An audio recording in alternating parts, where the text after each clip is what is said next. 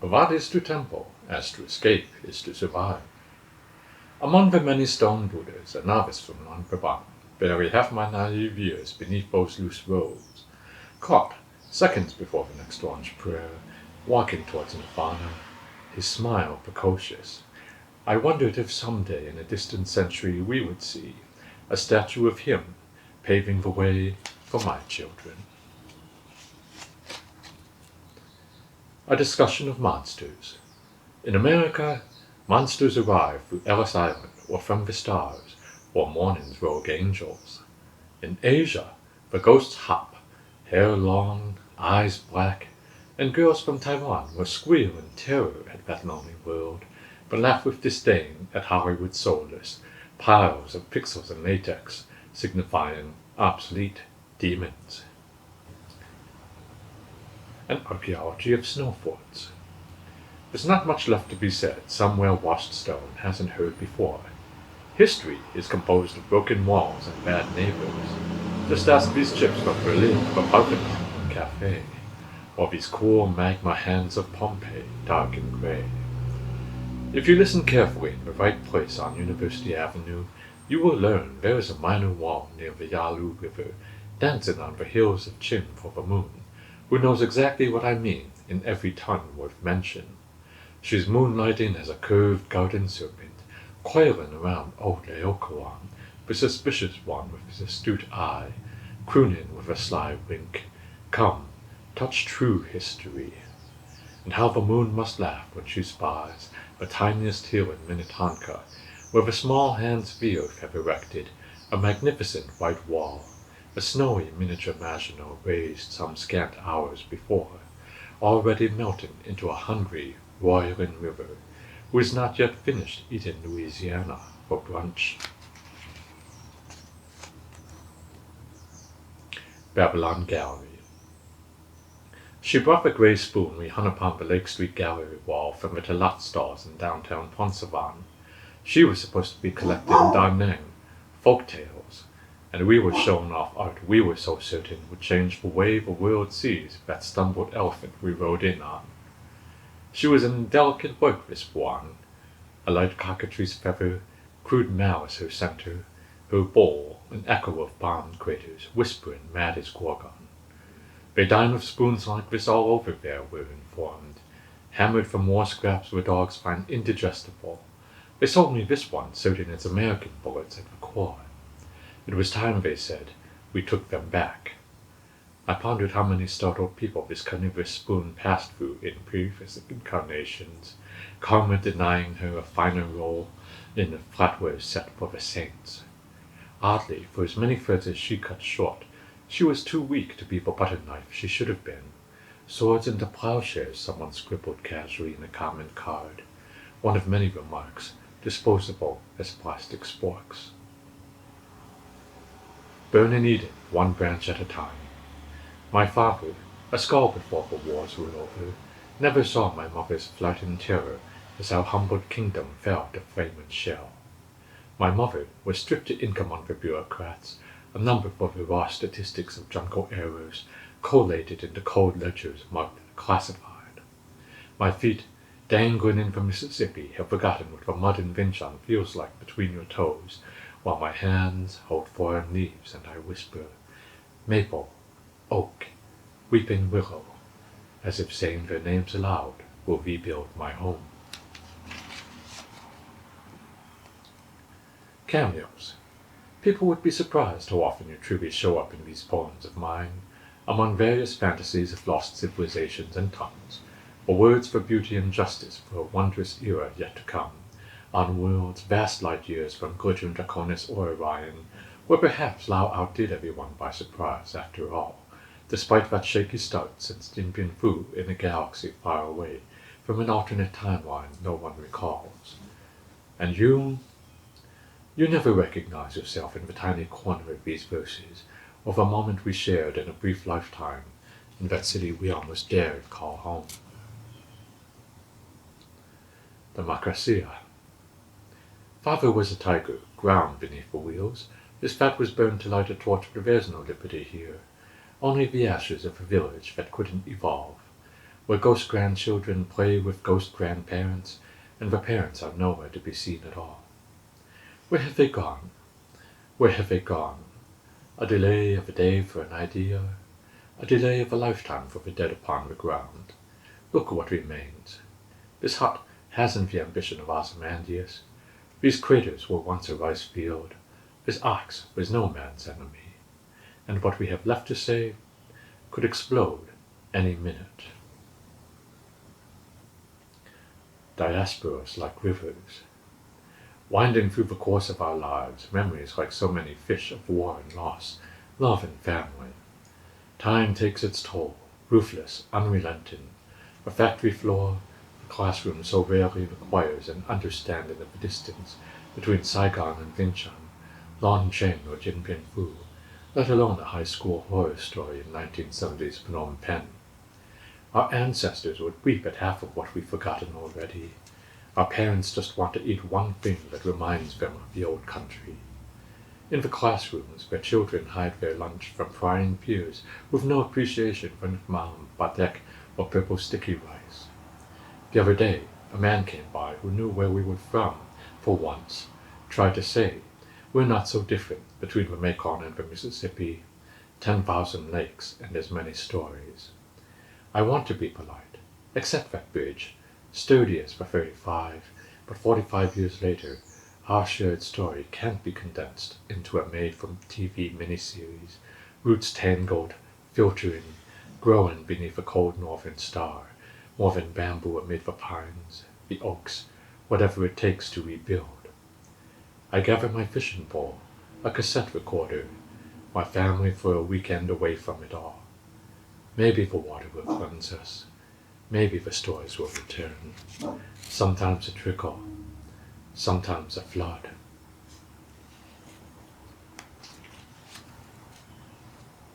I Pluribus Ewa tells me a story of the Hatibachi, how she went to Laos to see her lucky sisters for the first time in 2 decades, since the country has loosened up enough to let tourists like us in. Isn't it beautiful, she asked me, and says she gave her sister Mary $50 to help her family. When Ewa returned to the Twin Cities, she learned her sister had been murdered for her money by Mary's ex-husband, who'd heard of their family reunion and thought the cash rightfully belonged to him. Did you give your relatives anything, she asked. Yes, I reply. $500. They say they need more to get to America.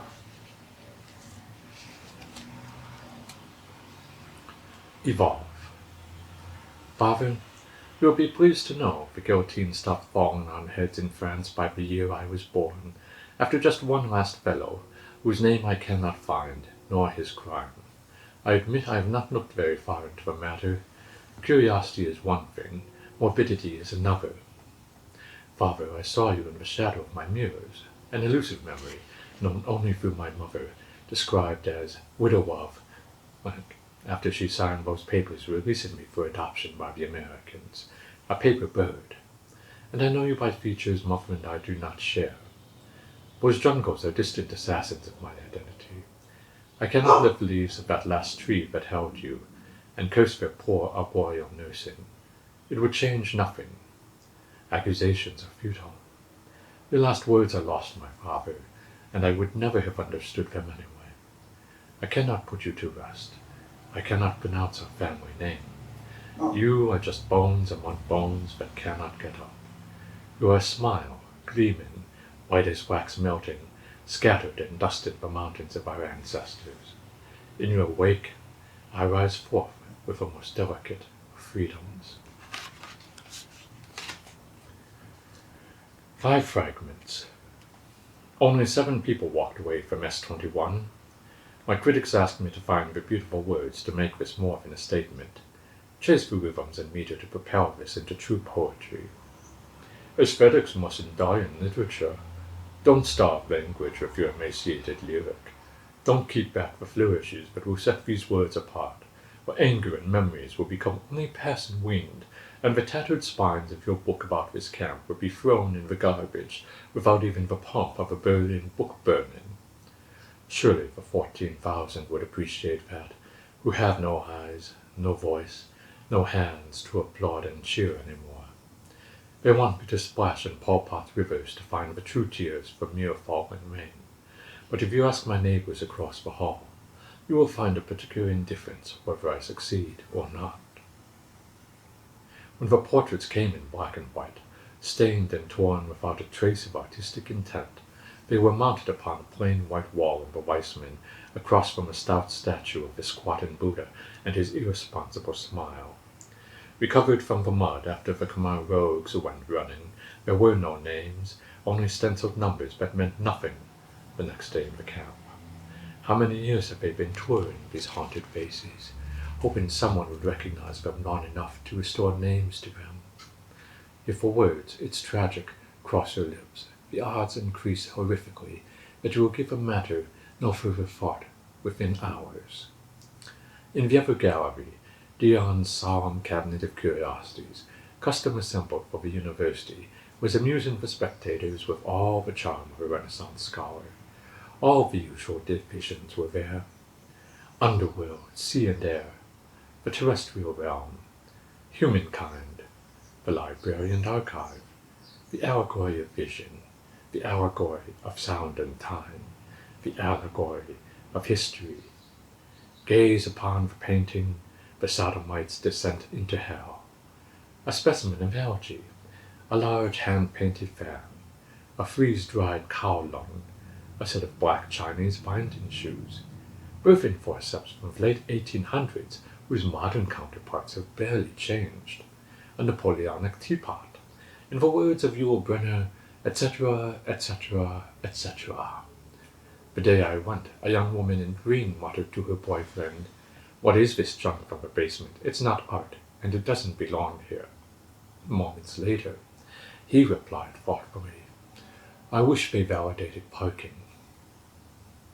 When the B-52s pummeled Nyak Long by accident, over 100 Khmer died without cause, with no more ceremony than a shrill whistle and a burst of flame and shrapnel from a mile high. Ambassador Swank came to assuage the grief of those who survived with a grand gesture of $100 bills, American, according to an English footnote from a man who had read about the matter in a London paper at the time. A woman I know from a village near Angkor Wat tries to escape the nightmares of the camps today by filling her house with tropical trees and flowers from her homeland she remembered as a little girl. In 1990, over an after-school match of Trivial Pursuit, my teacher asked, "What is the name of the country where Pol Pot instituted Year Zero, killing thousands of his countrymen?" "Cambodia," I answered with certainty, confident and familiar. "No," he replied. "No? Well, what the hell is it then?" "The card says Kampuchea. It's the same thing." "No, it's not." 10 years later, I can't believe I argued over that point as I stare at crude wooden tables piled with skulls near Phnom Penh. In 2 years, I don't believe I've said more than a dozen words to my Khmer neighbors in the apartment below me. That's just the way it is. The other day, I walked past the grandmother, trying to talk to her Hmong counterpart across the hall. Broken English, hesitant and uncertain, had become the bridge as each stood in their doorway, fumbling toward something resembling an ordinary conversation. Gardening and grandchildren seemed to be the subject. I still don't know what to make of it all. My head heavy as a mango without a mouth to feed. Phong Chan. I know. My young brother worries one day, after all it took to live here, his new nieces, who haven't even been born yet, won't understand a word of his poetry, or how to dance with an elephant, let alone a Kinnelly or a New York Absalom. Putting her aside on the literary map after centuries is a precedent, but is it poetry? To tell tomorrow Sabaidi, "How are you?" from someone who cared enough to leave notes? Is that all a Lao poem can be in the shadow of Camp Pendleton? I show him a copy of CIA Dope Calypso. Why should a white howl be the very last word? I smile as he shows all he can do with a pen.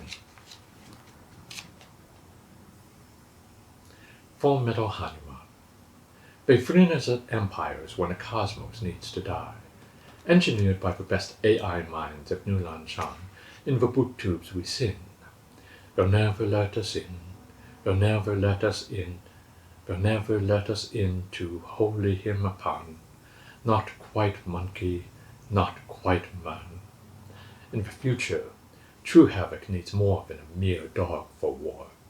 Plutonium shell around a simian soul, dropping through the sky, ready to die, armed to the bone with 3 strong hearts, tailored for express mayhem and murder of your pristine social orders. We close our eyes with enough time to dream, 6 hard minutes through a hot atmosphere, visions of fabled Tao Vanan, our own planet, our own Caesar, our own books of law and liberty.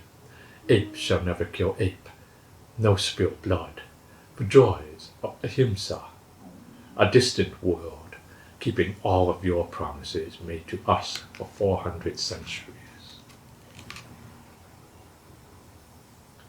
Golden Triangle, Holy Mountain. Why ever see poppies in their natural habitat? How red they appear in all these pictures beside mountain women with their dark turbans, dour and thin, up to their waists in grass. Leftover bombs loiter at their cautious feet. We have no time for strangers pleading with them to say cheese, gone with a flash of light before the harvest is done.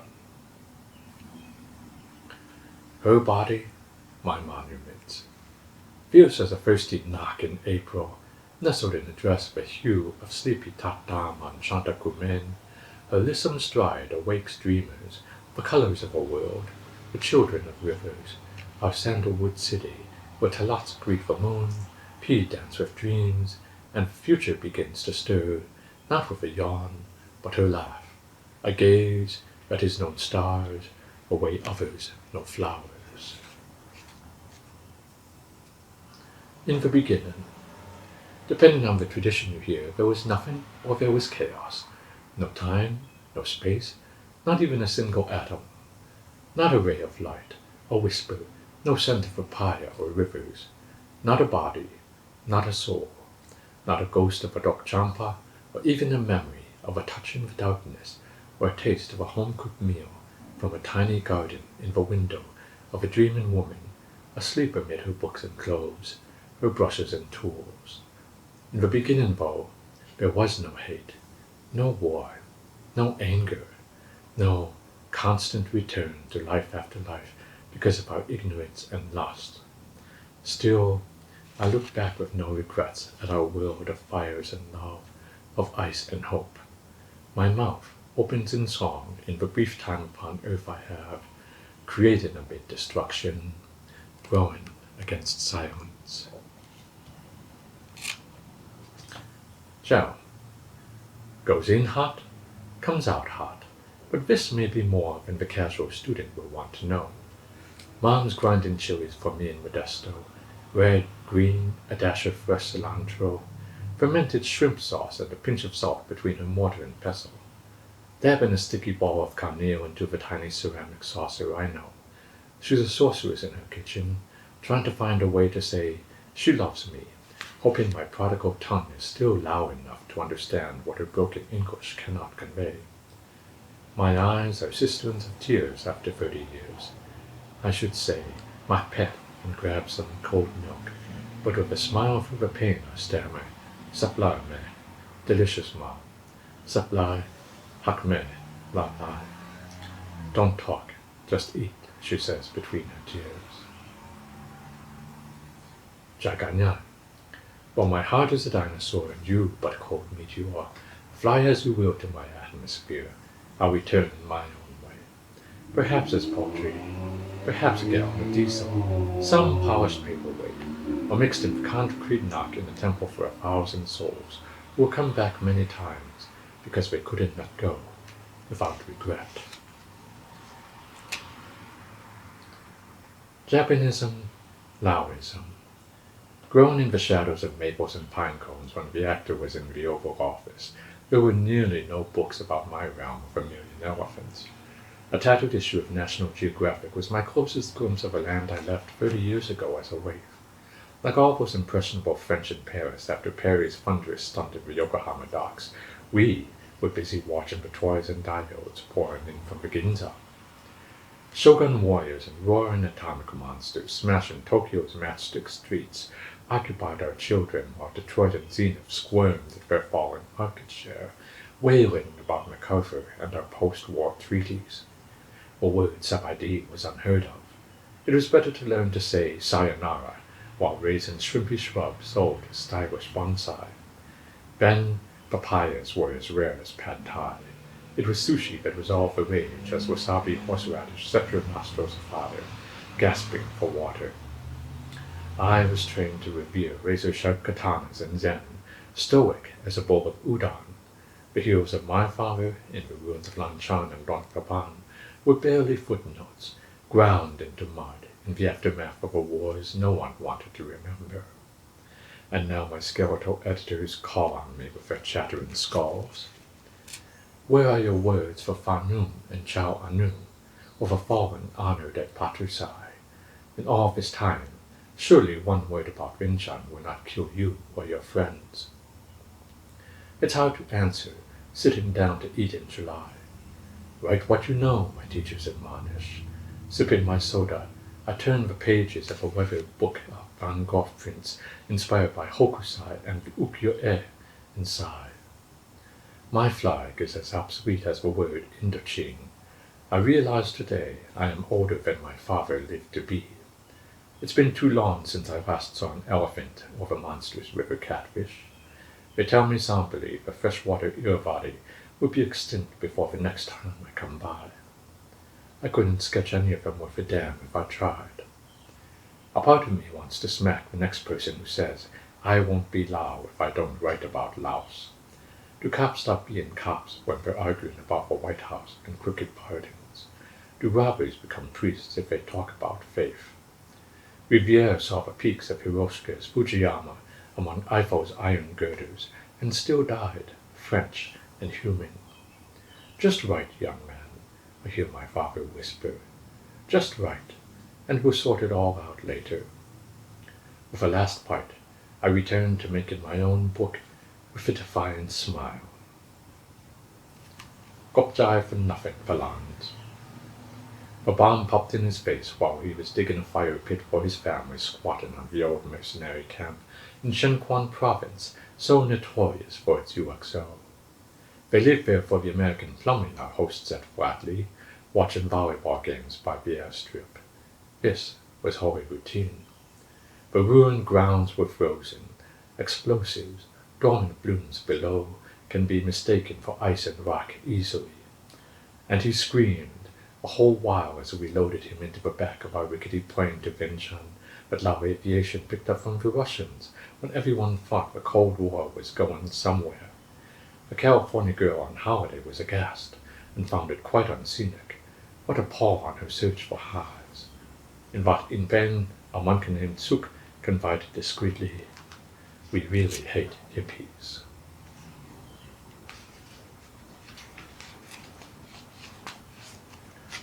Look, Lao, we meet on the road but once, and I cannot tell you, in the time we have, we are one. What's left? What survived? What remains of old dreams, old wars, old loves? We share atomic lives, small, brief, unpredictable orbits, curious flurries of motion and smiles. Who you become after I go, I can only guess, except by the photos of occasional touring strangers in which I watch you grow, while you remember an eye, a camera, a wave goodbye.